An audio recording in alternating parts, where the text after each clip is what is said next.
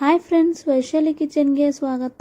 ಇವತ್ತು ನಾವು ಹೈದರಾಬಾದ್ ಸ್ಟೈಲ್ನಲ್ಲಿ ವೆಜ್ ದಮ್ ಬಿರಿಯಾನಿ ಯಾವ ರೀತಿ ಮಾಡಬಹುದಂತ ನೋಡೋಣ ಬನ್ನಿ. ತುಂಬಾ ಈಸಿಯಾಗಿ ಹಾಗೂ ಟೇಸ್ಟಿಯಾಗಿ ಯಾವ ರೀತಿ ಈ ವೆಜ್ ದಮ್ ಬಿರಿಯಾನಿ ಮಾಡಬಹುದಂತ ನೋಡೋಣ. ರೆಸಿಪಿಯನ್ನು ಶುರು ಮಾಡೋಣ ಬನ್ನಿ. ಇವಾಗ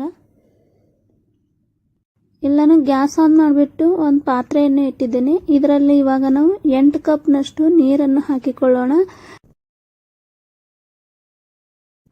ಈ ಪಾತ್ರೆಯಲ್ಲಿ ನೀರು ಹಾಕಿದ ಮೇಲೆ ಇವಾಗ ಇದರಲ್ಲಿ ನಾವು ಮಸಾಲೆಯನ್ನು ಹಾಕಿಕೊಳ್ಳೋಣ. ನಾನಿಲ್ಲಿ ಒಂದೆರಡು ಪಲಾವ್ ಎಲೆ ಮತ್ತು ಒಂದು ಸ್ಟಾರ್ ಅನಿಸು, ಒಂದು ಏಲಕ್ಕಿ, 1 ಇಂಚಷ್ಟು ದಾಲ್ಚಿನ್ನಿ ಹಾಗೂ 1 ಟೇಬಲ್ ಸ್ಪೂನ್ ಅಷ್ಟು ಜೀರಿಗೆ, 1-2 ಲವಂಗ ಹಾಕಿಕೊಳ್ಳಿ ಈ ನೀರಿನಲ್ಲಿ. ಈ ಎಲ್ಲ ಮಸಾಲ ಹಾಕಿದ ಮೇಲೆ ಇವಾಗ ಇದರಲ್ಲಿ 1 ಟೇಬಲ್ ಸ್ಪೂನ್ ಅಷ್ಟು ಎಣ್ಣೆಯನ್ನು ಹಾಕಿಕೊಳ್ಳಿ. ಎಣ್ಣೆ ಹಾಕಿದ ಮೇಲೆ ಇವಾಗ ಇದರಲ್ಲಿ 1 ಟೇಬಲ್ ಸ್ಪೂನ್ ಅಷ್ಟು ಉಪ್ಪು ಹಾಕಿಕೊಳ್ಳಿ ಅಥವಾ ರುಚಿಗೆ ತಕ್ಕಷ್ಟು ಉಪ್ಪು ಹಾಕಿಕೊಳ್ಳಿ. ಉಪ್ಪು ಹಾಕಿದ ಮೇಲೆ ಇದರಲ್ಲಿ ನಾವು ಲಿಂಬೆಹಣ್ಣಿನ ರಸವನ್ನು ಹಾಕಿಕೊಳ್ಳೋಣ. 1-2 ಟೇಬಲ್ ಸ್ಪೂನ್ ಅಷ್ಟು ಲಿಂಬೆಹಣ್ಣಿನ ರಸವನ್ನು ಹಾಕಿಕೊಳ್ಳಿ. ಲಿಂಬೆಹಣ್ಣಿನ ರಸ ಹಾಕಿಕೊಳ್ಳುವುದರಿಂದ ಅನ್ನ ಬೇಯಿಸಿಕೊಳ್ಳುವಾಗ ಉದುರುದುರಾಗಿ ಬರುತ್ತೆ. ಆದ್ದರಿಂದ ಲಿಂಬೆಹಣ್ಣಿನ ರಸ ಸ್ಕಿಪ್ ಮಾಡೋಕೆ ಹೋಗಬೇಡಿ. ಈ ಎಲ್ಲ ಮಸಾಲ ಹಾಕಿದ ಮೇಲೆ ಚೆನ್ನಾಗಿ ನೀರನ್ನು ಕುದಿಸ್ಕೊಳ್ಬೇಕು. ಒಂದು ಕುದಿ ಬರುವವರೆಗೂ ಕುದಿಸ್ಕೊಳ್ಬೇಕು ಈ ನೀರನ್ನು. ಒಂದು ಕುದಿ ಬಂದಿದೆ. ಇವಾಗ ಇದರಲ್ಲಿ ನಾವು ಈ ಬಾಸುಮತಿ ಅಕ್ಕಿ ಇದೆಯಲ್ಲ ಇದನ್ನು ಹಾಕಿಕೊಳ್ಳೋಣ. ನಾನಿಲ್ಲಿ ಈ ಬಾಸುಮತಿ ಅಕ್ಕಿಯನ್ನು ಚೆನ್ನಾಗಿ ತೊಳೆದ್ಬಿಟ್ಟು ಒಂದು 20 ನಿಮಿಷ ಈ ಬಾಸುಮತಿ ಅಕ್ಕಿಯನ್ನು ನೀರಿನಲ್ಲಿ ನೆನೆಯಕ್ಕೆ ಬಿಡಬೇಕು. 20 ನಿಮಿಷ ಆದ ನಂತರ ಇವಾಗ ನಾವು ನೀರನ್ನು ಕುದಿಸ್ಕೊಂಡಿದ್ದೇವಲ್ಲ ಇದರಲ್ಲಿ ಈ ಬಾಸುಮತಿ ಅಕ್ಕಿಯನ್ನು ಹಾಕಿಕೊಳ್ಳಿ.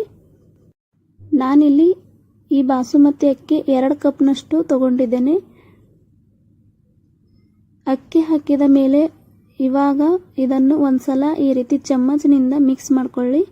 ಮಿಕ್ಸ್ ಮಾಡ್ಕೊಂಡಿದ್ದಾದ ನಂತರ ಈ ಬಾಸುಮತಿ ಅಕ್ಕಿಯನ್ನು ಬೇಯಿಸ್ಕೊಳ್ಳಿ. ಪೂರ್ತಿಯಾಗಿ ಬೇಯಿಸ್ಕೊಳ್ಳೋಕೆ ಹೋಗಬೇಡಿ. ಒಂದು ಮುಕ್ಕಾಲಷ್ಟು ಬೇಯಿಸ್ಕೊಂಡ್ರೆ ಸಾಕು. ಮುಚ್ಚಳ ಮುಚ್ಚಿ ಈ ರೈಸನ್ನು ನಾವು ಬೇಯಿಸ್ಕೊಳ್ಳೋಣ. ಅಲ್ಲಿವರೆಗೂ ನಾವು ನೆಕ್ಸ್ಟ್ ಪ್ರೊಸೆಸ್ಗೆ ಹೋಗೋಣ. ನಾನಿಲ್ಲಿ ಒಂದು ಬಾಣಲೆಗೆ ಎಣ್ಣೆಯನ್ನು ಹಾಕಿಕೊಂಡಿದ್ದೇನೆ. ಒಂದು 5-6 ಟೇಬಲ್ ಸ್ಪೂನ್ ಅಷ್ಟು ಎಣ್ಣೆಯನ್ನು ಹಾಕಿಕೊಂಡಿದ್ದೇನೆ. ಎಣ್ಣೆ ಬಿಸಿಯಾದ ನಂತರ ಇದರಲ್ಲಿ ಈ ರೀತಿ ಉದ್ದವಾಗಿ ಈರುಳ್ಳಿಯನ್ನು ಕಟ್ ಮಾಡಿಕೊಂಡು ಎಣ್ಣೆಯಲ್ಲಿ ಫ್ರೈ ಮಾಡ್ಕೊಳ್ಬೇಕು. ನಾನಿಲ್ಲಿ ಒಂದು ದೊಡ್ಡ ಆಕಾರದ ಈರುಳ್ಳಿಯನ್ನು ಕಟ್ ಮಾಡಿ ಇಟ್ಕೊಂಡಿದ್ದೇನೆ ಉದ್ದವಾಗಿ.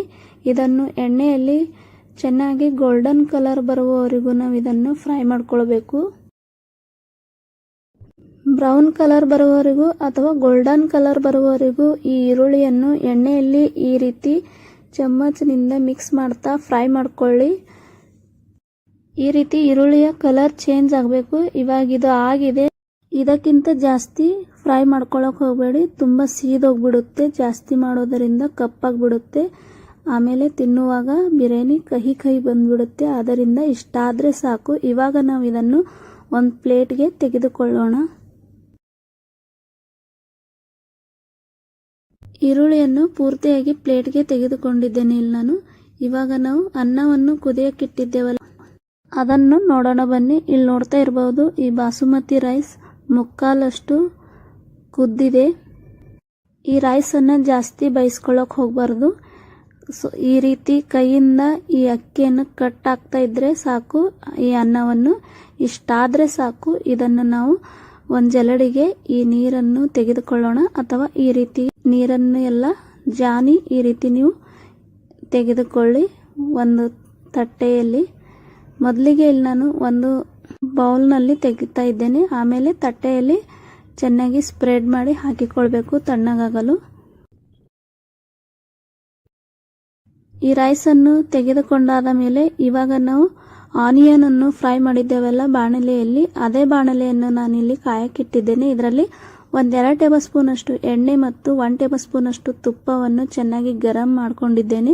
ಇದರಲ್ಲಿ 1 ಟೇಬಲ್ ಸ್ಪೂನ್ ಅಷ್ಟು ಜೀರಿಗೆಯನ್ನು ಹಾಕಿಕೊಳ್ಳಿ. ಜೀರಿಗೆ ಚೆನ್ನಾಗಿ ಗರಂ ಆದ ನಂತರ ಒಂದು ಇಲೈಚಿ ಮತ್ತು 1 ಇಂಚಷ್ಟು ಚಕ್ಕೆಯನ್ನು ಹಾಕಿಕೊಳ್ಳಿ. ಇದರಲ್ಲಿ ಏಲಕ್ಕಿ, ಚಕ್ಕೆ ಮತ್ತು ಜೀರಿಗೆ ಹಾಕಿದ ಮೇಲೆ ಇವಾಗ ನಾವು ಇದರಲ್ಲಿ ಪಲಾವ್ ಎಲೆ ಮತ್ತು 1-2 ಲವಂಗ ಕೂಡ ಹಾಕಿಕೊಳ್ಳಿ. ಇದರಲ್ಲಿ ಸ್ವಲ್ಪ ಈ ಮಸಾಲೆಯನ್ನು ಫ್ರೈ ಆದ ನಂತರ ಇದರಲ್ಲಿ ಒಂದು ದೊಡ್ಡ ಆಕಾರದ ಈರುಳ್ಳಿಯನ್ನು ಇಲ್ಲಿ ನಾನು ಕಟ್ ಮಾಡಿ ಇಟ್ಕೊಂಡಿದ್ದೇನೆ. ಇದನ್ನು ಕೂಡ ಹಾಕಿಕೊಳ್ಳಿ. ಇದರಲ್ಲಿ ಸಣ್ಣಗೆ ಕಟ್ ಮಾಡಿ ಹಾಕಿಕೊಳ್ಬೇಕು. ಈ ರೀತಿಯಾಗಿ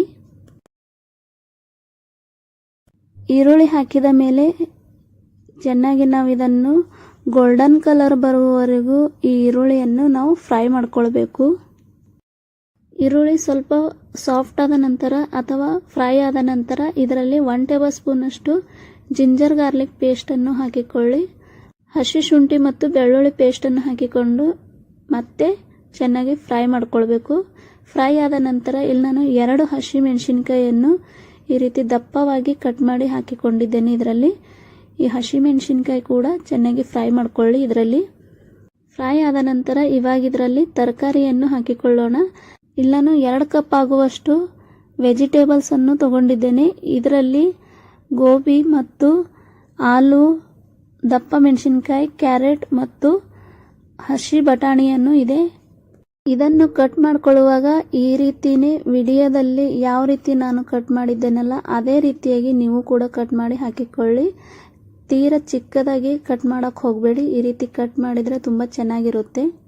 ನೀವು ಬೇಕಾದರೆ ಇದರಲ್ಲಿ ಬೀನ್ಸ್ ಕೂಡ ಹಾಕಿಕೊಳ್ಬಹುದು ಸ್ವಲ್ಪ. ಇದನ್ನು 1-2 ನಿಮಿಷ ಎಣ್ಣೆಯಲ್ಲಿ ಈ ರೀತಿ ಫ್ರೈ ಮಾಡ್ಕೊಳ್ಳಿ. ಎಣ್ಣೆ ಮತ್ತು ತುಪ್ಪದಲ್ಲಿ ಫ್ರೈ ಆದ ನಂತರ ಇವಾಗ ನಾವು ಇದರಲ್ಲಿ 1 ಕಪ್ ಅಷ್ಟು ಗಟ್ಟಿ ಮೊಸರನ್ನು ಹಾಕಿಕೊಳ್ಳಿ. ಇದರಲ್ಲಿ ಮೊಸರು ಹಾಕಿದ ಮೇಲೆ ಇವಾಗ ಇದರಲ್ಲಿ ನಾವು ಮಸಾಲೆಯನ್ನು ಹಾಕಿಕೊಳ್ಳೋಣ. ಇಲ್ಲಿ ನಾನು ಅಚ್ಚು ಖಾರದ ಪುಡಿ 1 ಟೇಬಲ್ ಸ್ಪೂನ್ ಅಷ್ಟು ಮತ್ತು ಅರ್ಧ ಟೇಬಲ್ ಸ್ಪೂನ್ ಅಷ್ಟು ಅರಿಶಿಣ, 1 ಟೇಬಲ್ ಸ್ಪೂನ್ ಅಷ್ಟು ಧನಿಯಾ ಪುಡಿಯನ್ನು ಹಾಕಿಕೊಂಡಿದ್ದೇನೆ.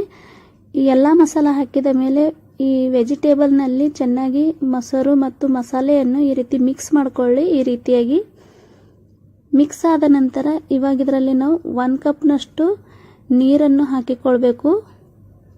2ರಿಂದ 3 ಟೇಬಲ್ ಸ್ಪೂನ್ ಅಷ್ಟು ಸಣ್ಣಗೆ ಕಟ್ ಮಾಡಿ ಪುದೀನ ಮತ್ತು ಕೊತ್ತಂಬರಿ ಸೊಪ್ಪನ್ನು ಹಾಕಿಕೊಳ್ಳಿ. ಇದರಲ್ಲಿ ಕೊತ್ತಂಬರಿ ಸೊಪ್ಪು, ಪುದೀನ ಹಾಕಿದ ನಂತರ ಇದರಲ್ಲಿ 2 ಟೇಬಲ್ ಸ್ಪೂನ್ ಅಷ್ಟು ಬಿರಿಯಾನಿ ಮಸಾಲವನ್ನು ಹಾಕಿಕೊಳ್ಳಿ. ಬಿರಿಯಾನಿ ಮಸಾಲ ಹಾಕಿದ ಮೇಲೆ ಉಪ್ಪು ಹಾಕಿಕೊಳ್ಳೋಣ. 1.5 ಚಮಚದಷ್ಟು ಉಪ್ಪು ನೋಡಿಕೊಂಡು ಹಾಕಿಕೊಳ್ಳಿ. ಯಾಕಂದರೆ ನಾವು ರೈಸನ್ನು ಕುದಿಸ್ಕೊಳ್ಳುವಾಗ ಕೂಡ ಉಪ್ಪು ಯೂಸ್ ಮಾಡಿದ್ದರಿಂದ ಇವಾಗ ಇಲ್ಲಿ ನೋಡಿಕೊಂಡು ನೀವು ಉಪ್ಪನ್ನು ಹಾಕಿಕೊಳ್ಬೇಕು. ಈ ಎಲ್ಲ ಮಸಾಲ ಚೆನ್ನಾಗಿ ರೀತಿ ಒಂದ್ಸಲ ಮಿಕ್ಸ್ ಮಾಡ್ಕೊಳ್ಳಿ. ಮಿಕ್ಸ್ ಆದ ನಂತರ 5 ನಿಮಿಷ ಅಥವಾ ಈ ವೆಜಿಟೇಬಲ್ ತರಕಾರಿ ಎಲ್ಲ ಚೆನ್ನಾಗಿ ಸಾಫ್ಟ್ ಆಗುವವರೆಗೂ ನಾವು ಇದನ್ನು ಬೇಯಿಸ್ಕೊಳ್ಬೇಕು. 5 ನಿಮಿಷ ಆದ ನಂತರ ಈ ರೀತಿ ಲೇಯರನ್ನು ಸ್ಪ್ರೆಡ್ ಮಾಡ್ಕೊಳ್ಬೇಕು. ಈ ರೈಸನ್ನು ಎಲ್ಲ ಕಡೆ ಸ್ಪ್ರೆಡ್ ಮಾಡಿದಾದ ನಂತರ ಇದರಲ್ಲಿ ನಾವು ಇವಾಗ ಪುದೀನ ಎಲೆ ಮತ್ತು ಕೊತ್ತಂಬರಿ ಸೊಪ್ಪನ್ನು ಹಾಕಿಕೊಳ್ಳೋಣ ಸ್ವಲ್ಪ. ಈ ವೆಜ್ ಬಿರಿಯಾನಿ ಮಾಡುವಾಗ ಮೇನ್ ಇಂಗ್ರೀಡಿಯೆಂಟ್ಸ್ ಅಂದರೆ ಪುದೀನವನ್ನು ಯಾವುದೇ ಕಾರಣಕ್ಕೂ ಸ್ಕಿಪ್ ಮಾಡೋಕ್ಕೆ ಹೋಗಬೇಡಿ. ಇದರಿಂದ ತುಂಬಾ ಟೇಸ್ಟಿಯಾಗಿ ಬರುತ್ತೆ ಈ ವೆಜ್ ಬಿರಿಯಾನಿ. ಹಾಗೂ ಒಂದು ಸ್ವಲ್ಪ ಕೊತ್ತಂಬರಿ ಸೊಪ್ಪನ್ನು ಕೂಡ ಹಾಕಿಕೊಳ್ಳಿ. ಕೊತ್ತಂಬರಿ ಸೊಪ್ಪು, ಪುದೀನ ಹಾಕಿದ ಮೇಲೆ ಫ್ರೈ ಮಾಡ್ಕೊಂಡಿರುವ ಈರುಳ್ಳಿ ಮತ್ತು ಒಂದು ಅರ್ಧ ಭಾಗದಷ್ಟು ನಾವು ವೆಜಿಟೇಬಲನ್ನು ತೆಗೆದುಕೊಂಡಿದ್ದೇವಲ್ಲ ಅದನ್ನು ಕೂಡ ಹಾಕಿಕೊಳ್ಬೇಕು ಇದರಲ್ಲಿ. ಈ ರೀತಿಯಾಗಿ ನಾನಿಲ್ಲಿ ರೈಸನ್ನು 3 ಲೇಯರ್ ಆಗಿ ಹಾಕಿಕೊಂಡಿದ್ದೇನೆ. 1 ಲೇಯರ್ ರೈಸ್ ಹಾಕಿದ ಮೇಲೆ ಮೇಲ್ಗಡೆ ವೆಜಿಟೇಬಲ್, ಫ್ರೈ ಆನಿಯನ್ ಮತ್ತು yellow food colour 1 table spoon ಅಷ್ಟು ತುಪ್ಪವನ್ನು ಇದರಲ್ಲಿ ಹಾಕಿಕೊಳ್ಳಿ. ನಾನಿಲ್ಲಿ ಯೆಲ್ಲೋ ಫುಡ್ ಕಲರ್ ಮತ್ತು ಕೇಸರ್ ದಳವನ್ನು ನೀರಿನಲ್ಲಿ ನೆನೆಯಕ್ಕೆ ಹಾಕಿಟ್ಟಿದ್ದೆ, ಅದನ್ನು ಹಾಕಿಕೊಂಡಿದ್ದೇನೆ 1 ಟೇಬಲ್ ಸ್ಪೂನ್ ಅಷ್ಟು. ಇವಾಗ ನಾವು ಮುಚ್ಚಳ ಮುಚ್ಚಿ ಒಂದು 30 ನಿಮಿಷ ಗ್ಯಾಸ್ ಸಿಮ್ಮಲ್ಲಿಟ್ಟು ಚೆನ್ನಾಗಿ ಇದನ್ನು ಈ ವೆಜ್ ಬಿರಿಯಾನಿಯನ್ನು ನಾವು ಬೇಯಿಸ್ಕೊಳ್ಬೇಕು. 30 ನಿಮಿಷ ಆದ ನಂತರ ಇವಾಗ ನಾವು ಮುಚ್ಚಳವನ್ನು ತೆಗೆದುಕೊಳ್ಳೋಣ. ಇಲ್ಲಿ ನೋಡ್ತಾ ಇರಬಹುದು ಎಷ್ಟು ಚೆನ್ನಾಗಿ ನಮ್ಮ ವೆಜ್ ಬಿರಿಯಾನಿ ಆಗಿದೆ ಅಂತ. ತುಂಬಾನೇ ಚೆನ್ನಾಗಿ ಫ್ಲೇವರ್ ಬರ್ತಾ ಇದೆ. ಎಲ್ಲ ಫುಡ್ ಕಲರ್ ನಿಮ್ಗೆ ಇಷ್ಟ ಇದ್ರೆ ಹಾಕಿಕೊಳ್ಳಿ, ಇಲ್ಲಾಂದ್ರೆ ಇಲ್ಲ, ಇದು ಆಪ್ಷನಲು. ಇವಾಗ ನಮ್ಮ ಹೈದರಾಬಾದ್ ಸ್ಟೈಲ್ನಲ್ಲಿ ವೆಜ್ ದಮ್ ಬಿರಿಯಾನಿ ರೆಡಿ ಆಗಿದೆ ತಿನ್ನೋಕೆ. ಇದನ್ನು ಮಿಕ್ಸ್ ಮಾಡೋಕೆ ಹೋಗಬೇಡಿ. ಈ ರೀತಿ ಸೈಡ್ನಿಂದ ಇದನ್ನು ನಾವು ಸರ್ವ್ ಮಾಡ್ಕೊಳ್ಬೇಕು. ನಾನಿಲ್ಲಿ ಒಂದು ಬೌಲ್ನಲ್ಲಿ ಸರ್ವ್ ಮಾಡ್ತಾ ಇದ್ದೇನೆ. ಇಲ್ಲಿ ನಾನು ಯೆಲ್ಲೋ ಕಲರ್ ಮತ್ತು ಕೇಸರ್ ದಳವನ್ನು ಮಿಕ್ಸ್ ಮಾಡಿ ಹಾಕಿಕೊಂಡಿದ್ದರಿಂದ ಈ ವೆಜ್ ಬಿರಿಯಾನಿಗೆ ತುಂಬಾ ಚೆನ್ನಾಗಿ ಯೆಲ್ಲೋ ಕಲರ್ ಬಂದಿದೆ. ಇಲ್ಲಿ ನೋಡ್ತಾ ಇರಬಹುದು ಕಲರ್ಫುಲ್ ಆಗಿ ವೆಜ್ ಬಿರಿಯಾನಿ ಆಗಿದೆ. ತಿನ್ನೋಕ್ಕೂ ಕೂಡ ಅಷ್ಟೇ ಟೇಸ್ಟಿಯಾಗಿರುತ್ತೆ. ನೀವು ಕೂಡ ಮನೆಯಲ್ಲಿ ಟ್ರೈ ಮಾಡಿ ನೋಡಿ. ಈ ವೆಜ್ ದಮ್ ಬಿರಿಯಾನಿ ನೀವು ಕೋಸಂಬರಿ ಜೊತೆ ಅಥವಾ ಹಪ್ಪಳ ಉಪ್ಪಿನಕಾಯಿ ಜೊತೆ ಕೂಡ ತಿನ್ನಬಹುದು. ತುಂಬಾನೇ ಟೇಸ್ಟಿಯಾಗಿರುತ್ತೆ. ಈ ರೆಸಿಪಿ ನಿಮಗೆ ಏನಾದರೂ ಇಷ್ಟವಾದಲ್ಲಿ ಪ್ಲೀಸ್ ವೀಕ್ಷಕರೇ ಲೈಕ್ ಮಾಡೋದನ್ನು ತಪ್ಪದೇ ಮರಿಬೇಡಿ. ರೆಸಿಪಿ ಇಷ್ಟವಾದಲ್ಲಿ ಪ್ಲೀಸ್ ವೀಕ್ಷಕರೇ ಲೈಕ್ ಮಾಡಿ, ಶೇರ್ ಮಾಡಿ ಮತ್ತು ಸಬ್ಸ್ಕ್ರೈಬ್ ಮಾಡಿ. ಸಬ್ಸ್ಕ್ರೈಬ್ ಮಾಡಿದಾದ ನಂತರ ಪಕ್ಕದಲ್ಲೇ ಬೆಲ್ ಬಟನ್ ಇರುತ್ತೆ, ಅದನ್ನು ಪ್ರೆಸ್ ಮಾಡೋದನ್ನು ಮರಿಬೇಡಿ.